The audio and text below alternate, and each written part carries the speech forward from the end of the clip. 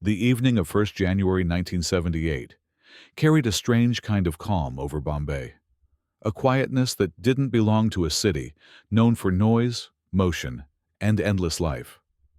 The sun had already dipped behind the horizon, leaving behind a faint orange glow that shimmered across the Arabian Sea. Inside Sahar International Airport, the rush of holiday travelers blended with the excitement of a new year. People hugged, laughed, and made promises to themselves, unaware that fate had already chosen this night to write its own story. In a corner of the departure lounge, the crew of Air India Flight 855, also known simply as the Emperor Ashoka, gathered in their crisp uniforms. The Boeing 747-237B stood proudly on the tarmac, a massive, gleaming aircraft that symbolized confidence, technology, and national pride. Its engines were quiet for now, but soon they would roar with the force of thousands of miles ahead. Passengers boarded with sleepy smiles and hopeful plans, expecting nothing more than a smooth, ordinary flight from Bombay to Dubai. Inside the cockpit, Captain M.N. Talwarkar, a veteran with more than 18,000 flight hours, performed his routine checks with calm mastery. The first officer, Captain Inderjit Ruparel, young, sharp, and ambitious, monitored the instruments with quiet determination. The flight engineer, Alfred de Souza, meticulous by nature, double-checked readings with disciplined precision. 3 minds, 3 lives, 3 men who understood the weight of responsibility they carried. And yet none of them knew that the night sky outside was preparing to betray them.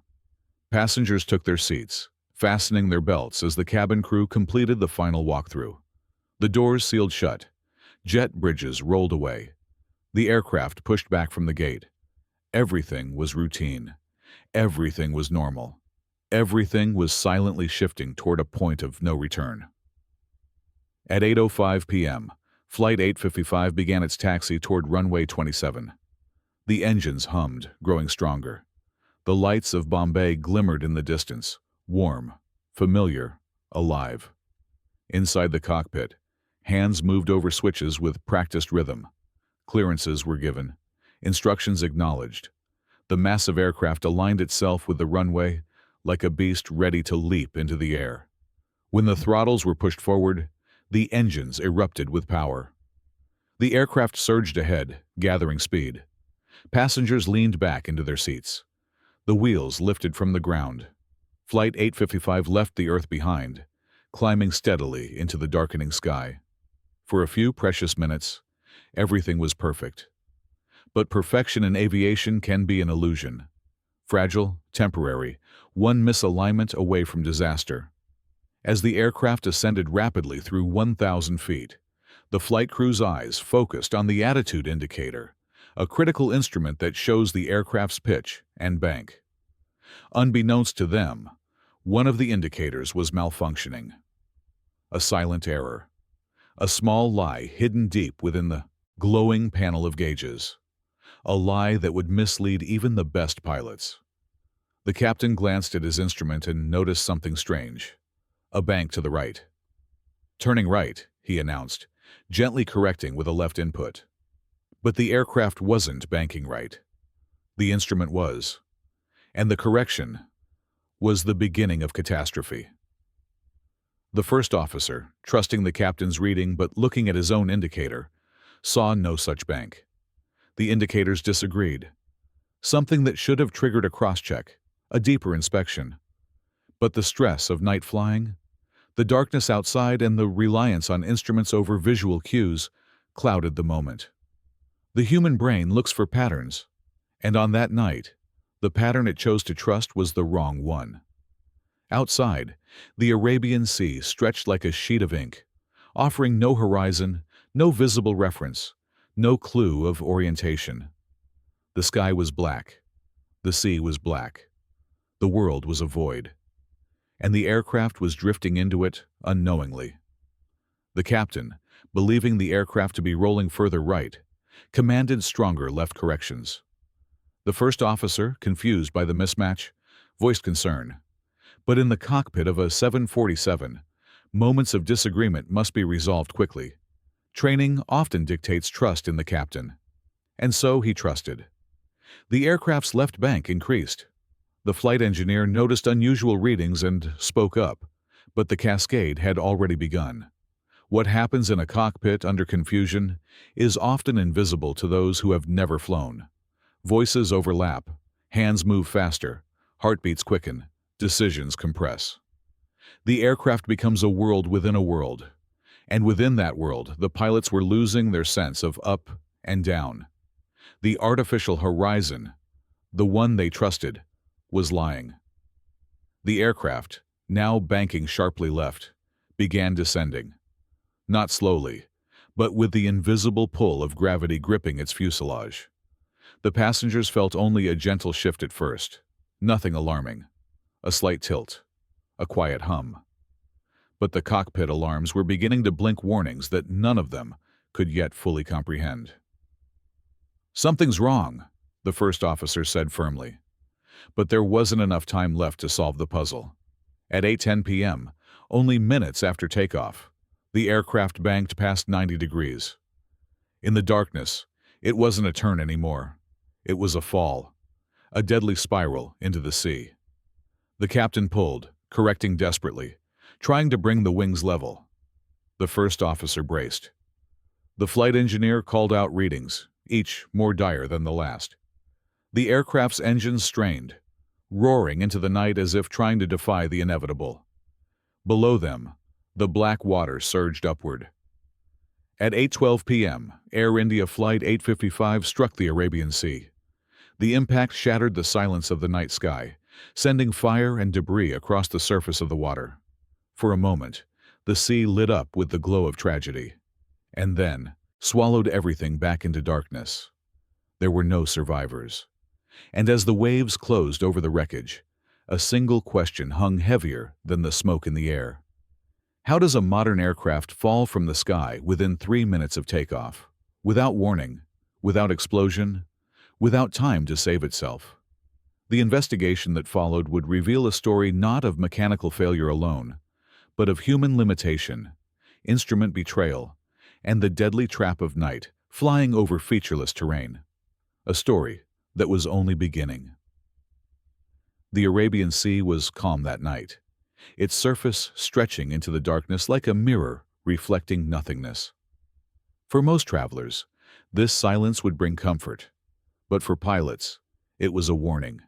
A sky without stars, a sea without light, a horizon that vanished into the void. These were the perfect ingredients for a phenomenon that had taken countless aircraft before Flight 855, spatial disorientation. Inside the cockpit, the atmosphere was changing. What had begun as a routine climb now simmered with unease. Captain Talwarkar stared at his attitude indicator, the instrument that showed whether the aircraft was level or banking, and saw something impossible. The display suggested that the aircraft was rolling right, not gently, not gradually, but steadily enough that he instinctively countered with a left correction. But outside the windows, there was no visual cue to guide him. No horizon, no moon, no light, only blackness. The Boeing 747 sliced through the night as if flying inside a pitch-black tunnel, where the only reality was the glowing instruments. In moments like this, pilots depend on their gauges more than their senses. Yet on this night, one of those gauges, the captain's attitude indicator, had quietly failed, and its false reading was about to drag the aircraft into disaster. The first officer, Captain Ruparel, watched his own indicator. His showed the aircraft flying straight and level. No bank, no roll, no deviation. 2 instruments, 2 different realities. Only one was correct. But in aviation, hierarchy often wins over logic. The captain, with decades of flying experience, trusted his indicator. The first officer, though trained to cross-check, hesitated. After all, how often does the captain's primary instrument fail? Rarely, very rarely. Yet on this night, it had. The cockpit began filling with conflicting voices. "We're banking right," the captain said firmly. "No, sir, we're level," the first officer replied. The flight engineer D'Souza glanced between them, sensing the tension but unsure where the truth lay. He tried to interject, pointing out inconsistent readings, but the darkness outside amplified the pressure inside. Seconds were slipping by, faster than the crew could interpret them. Captain Talwarkar, influenced entirely by the faulty display, increased his left input, and the aircraft obeyed. The wings dipped slightly. Then more. Then more. The nose lowered a few degrees, subtle but deadly, at low altitude. Below them, the sea waited, silent and indifferent. Inside the cockpit, the 747's warning system flickered with hints of the danger ahead. A slight deviation in altitude, a faint change in pitch, readings that demanded attention.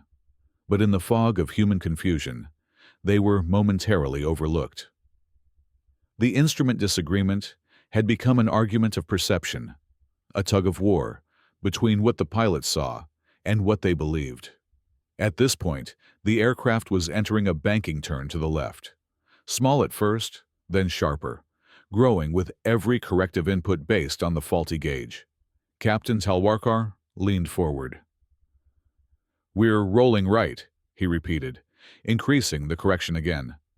The first officer now felt a sinking in his stomach, the kind that comes when instinct whispers louder than training. "Sir, we are turning left," he insisted. But by then, the aircraft had already passed a dangerous angle. The cockpit tilt increased. The lights on the control panels shimmered at a slight slant. Loose papers slid across the dashboard. Still, Captain Talwarkar fought the wrong problem. Still, the first officer struggled to convince him. Still, the sea rose closer with every second. And then, without warning, the real disorientation hit. Inside a dark sky over dark water, the brain loses the ability to sense motion. The inner ear cannot detect small shifts. Up feels like down, left feels like right, and the world turns into a spinning void. Pilots describe it as the night swallowing the plane. That was what happened now. For a moment, Captain Talwarkar believed the aircraft was rolling violently right, when in reality, it was rolling left at a deadly angle. His instincts screamed to correct harder. His hands tightened. His voice rose. The first officer's voice rose too. "Sir, we are not banking right. We are banking left," the flight engineer added urgently. "Sir, check the standby instruments. Please check the standby." But seconds were slipping away. The captain pulled. The plane tilted further. The ocean was now dangerously close, only a few hundred feet below, invisible in the night. At 300 knots, altitude disappears in moments. The engines hummed with power, unaware that they were driving the aircraft straight into oblivion. In the cabin, passengers felt the bank, a shift in their seats, a slight pull to the side. Nothing extreme, nothing that hinted at death. Some closed their eyes. Some whispered New Year prayers. Some simply relaxed, unaware that the cockpit was losing its battle. Inside the flight deck, alarms began to chime. Faint at first, then more urgent. Altitude warnings, bank angle warnings, rate of descent warnings. The aircraft was in a steep, descending left turn, a spiral, unseen in the darkness. The first officer made one last attempt. "Sir, we are going left, left, left." But the captain, trapped in the illusion of the failed indicator, did the one thing a pilot must never do during instrument confusion. He trusted the wrong instrument. With one final input, the aircraft rolled past 90 degrees, nearly sideways. Passengers would have felt the aircraft tilt in a way no commercial flight ever should. Drinks tipped over, bags shifted, children clutched armrests. The ocean was now directly below the left wing. At 8:12 p.m., 4 minutes after takeoff, the engines began to scream at full thrust as the captain pulled back desperately, trying to save the flight from the unseen dive. But it was too late. The Boeing 747 plunged toward the water. In the cockpit, the flight engineer's final recorded words trembled with horror. "Sir, we are going down." A split second later, a thunderous impact, a burst of fire across the sea, and then silence. Air India Flight 855 vanished into the Arabian Sea, taking all 213 souls with it. The night sky closed again over the water, as if nothing had happened. But aviation history was changed forever. The Arabian Sea was calm again by morning, as if trying to erase the violence it had witnessed the night before. But beneath that peaceful surface lay the shattered remains of Air India Flight 855. Twisted metal, fractured memories, and the unanswered questions of 213 lives. Fishermen near the coast woke to the sight of floating debris drifting toward the shoreline. Seat cushions, torn fabric, papers soaked and unreadable. Some brought the pieces back to the authorities. Others simply stared, unable to comprehend how an aircraft as mighty as the Emperor Ashoka could disappear within minutes of takeoff. News spread through Bombay like wildfire. Families rushed to the airport, hope draining from their faces as officials delivered the heartbreaking truth. There were no survivors. The terminal, once filled with the excitement of a new year, now echoed with cries so raw they cut through the walls. Airline staff lowered their heads. Reporters whispered. Soldiers guarded the entrances. But amid the chaos, one quiet, urgent task had already begun: the investigation. A team from Air India, along with government officials and aviation experts, assembled within hours. The first question hanging over them was simple, yet terrifying. How does a Boeing 747, the world's safest aircraft, fall from the sky within minutes? The investigators took to the seas, deploying rescue boats, divers, and sonar equipment. The water was deep and cold, and the wreckage was scattered across a vast area. Pulling pieces from the ocean was slow, dangerous work. Divers returned with fragments of fuselage, sections of wing, burnt wiring, and torn panels. Each piece a clue to a disaster that had unfolded too fast for anyone to understand. When the cockpit section was finally located, partially crushed and twisted like paper, silence fell over the entire recovery team. They handled it carefully, knowing the truth lay somewhere inside the broken machinery. But the ocean had taken the flight data recorder too deep. It was never found. Without the black box, investigators had to reconstruct the crash, using only wreckage, radio logs, and human interpretation. Inside a secure room at the airport, pieces of the aircraft were laid out on long tables, like an enormous, tragic puzzle. Every wire was inspected, every panel examined, every system evaluated. They checked for explosion residue. None. Mechanical failure? None obvious. Structural weakness? None significant. Sabotage? Unlikely. And yet the aircraft had fallen. Slowly, attention turned to the cockpit instruments. The Boeing 747 had 3 attitude indicators. One for the captain, one for the first officer, and one standby. If just one failed in the darkness of a moonless night over the sea, it could mislead a pilot into deadly maneuvers. The investigators compared components from each instrument. They found signs of electrical malfunction in the captain's indicator, a possibility that it had frozen or shown incorrect readings. If the captain believed the aircraft was banking right, he would correct left. If he corrected too much, the bank would increase. If the first officer hesitated to contradict him, confusion could grow. And confusion in a dark sky is the enemy of life. Spatial disorientation, the silent killer of pilots, became the leading theory. It explained everything: the sudden turn, the steep descent, the lack of distress calls, the abrupt impact. But the investigators didn't stop there. They interviewed pilots who had flown with Captain Talwarkar. They spoke to colleagues of First Officer Ruparel.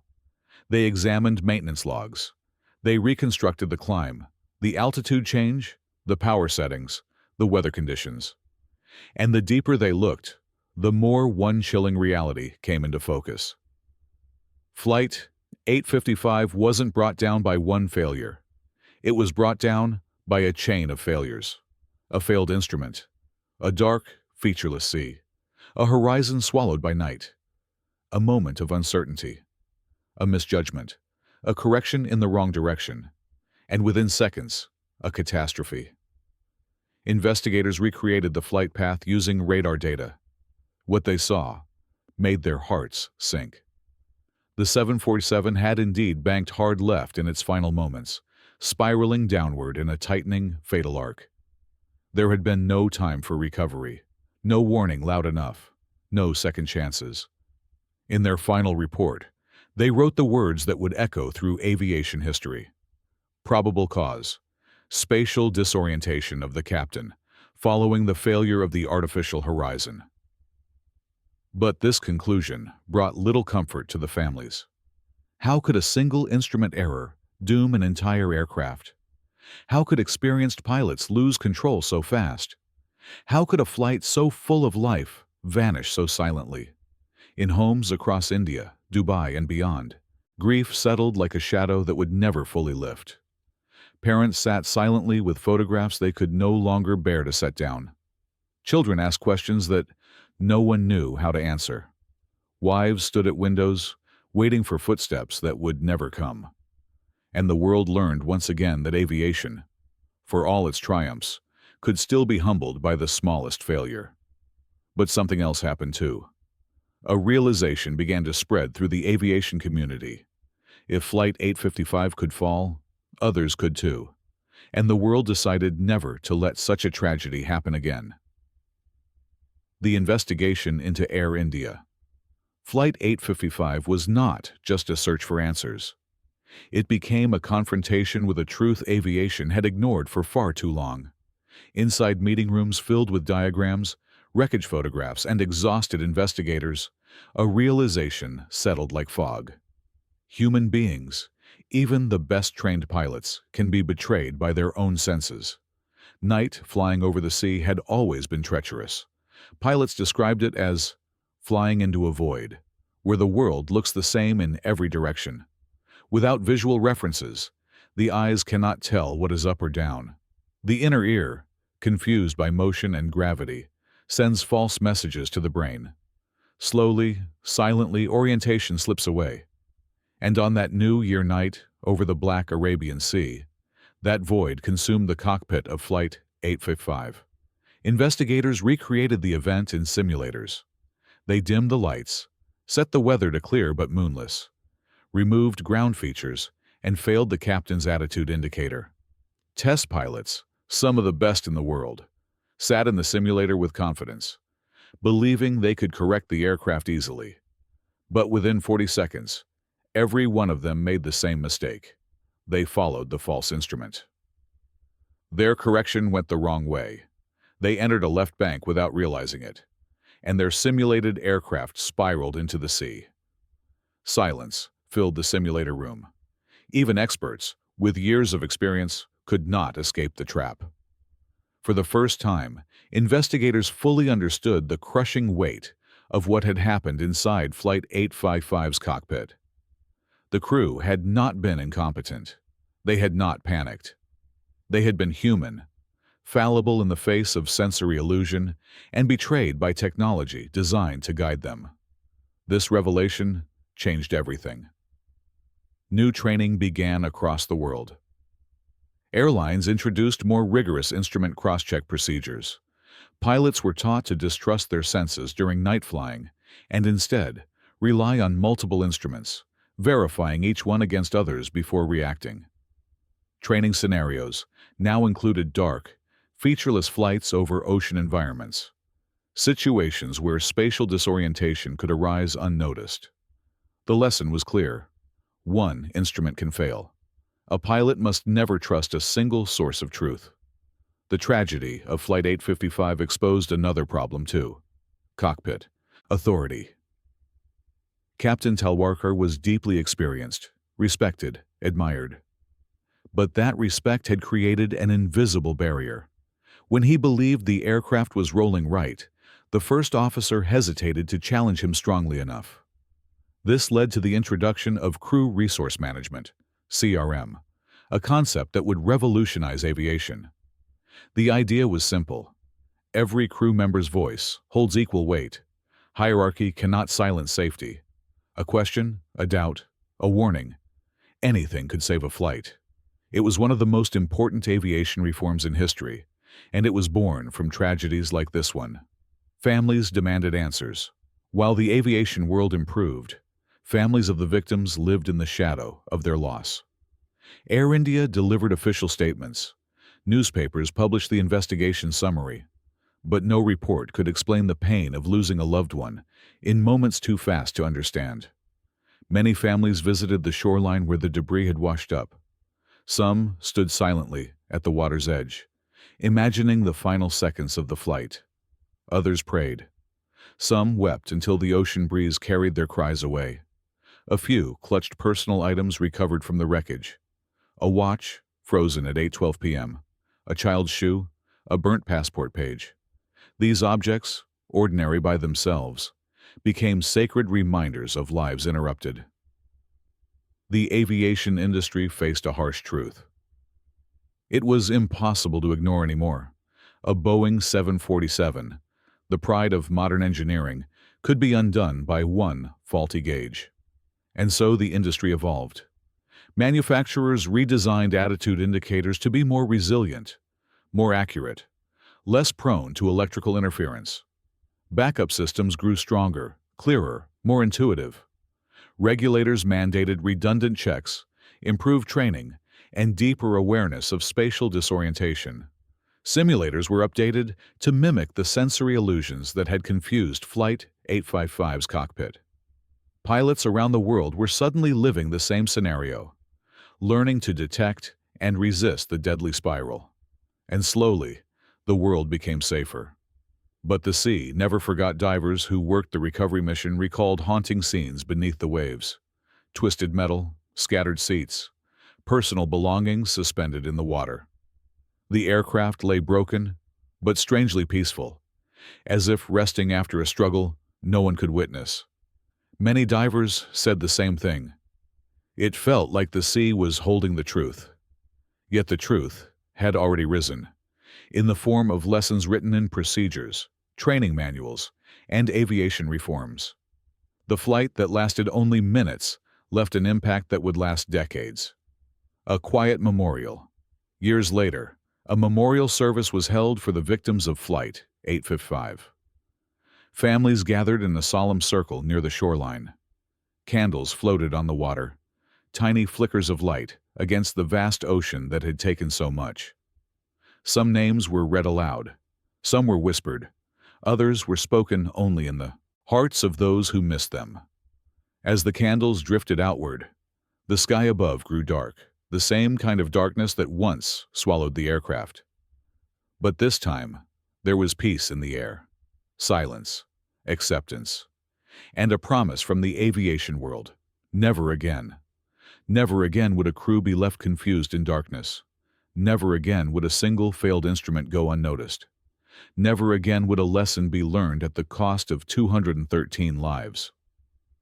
The story of Air India Flight 855 was now written into the core of aviation safety, a reminder carved not on stone, but in the sky itself. Years passed, but the memory of Flight 855 never truly drifted away. It lingered like a quiet echo in the corridors of aviation, a reminder of how fragile even the strongest systems can be when darkness, confusion, and human limits converge.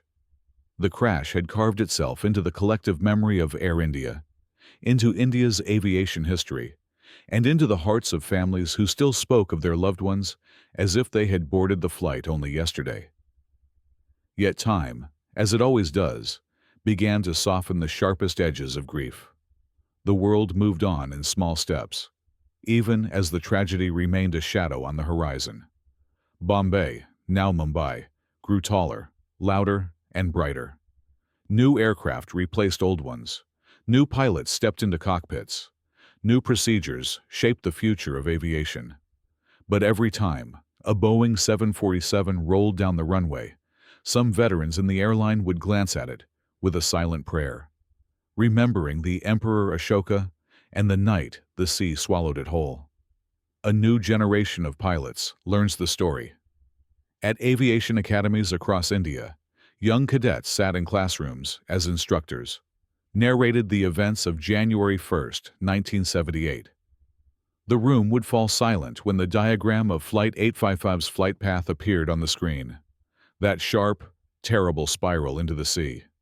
Many cadets, bold and confident, would insist, "If I were there, I would have caught the error."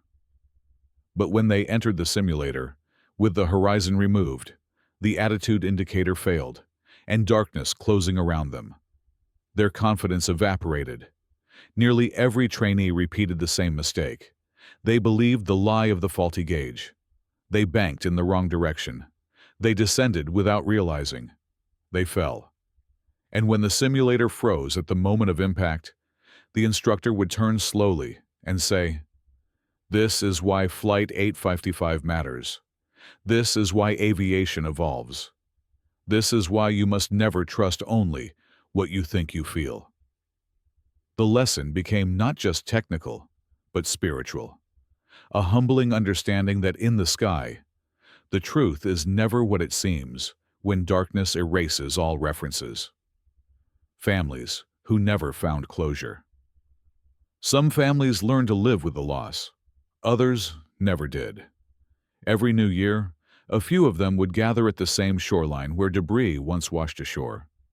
They stood quietly, some with flowers, some with folded hands, some with photographs that had faded but not lost their meaning. A mother who lost her son returned every year without fail. She once whispered to a reporter, "The sea took him, so I come to tell the sea he is still loved." A husband who lost his wife said, "I look at the water and imagine the flight rising again, as if it never fell." These quiet rituals became acts of healing, not to erase the pain, but to live alongside it. The world moves forward, but does not forget. Years later, when technology transformed aviation, many of the rules written after Flight 855 were still in place.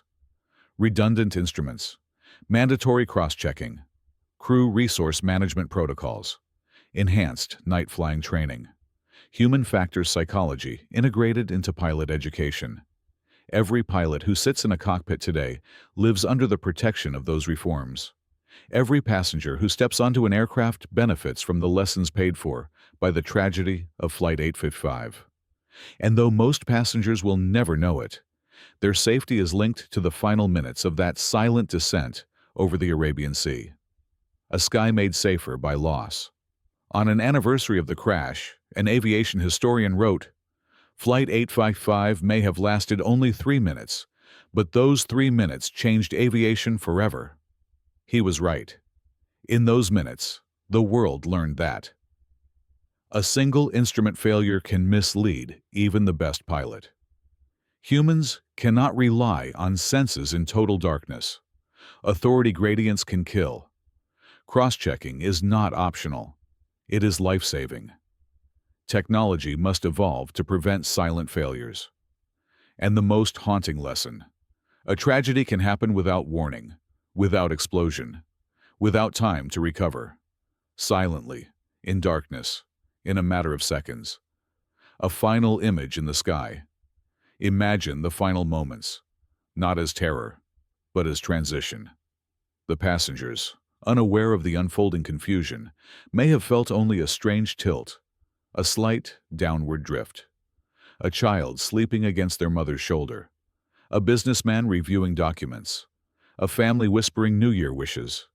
A crew performing their duties with quiet professionalism.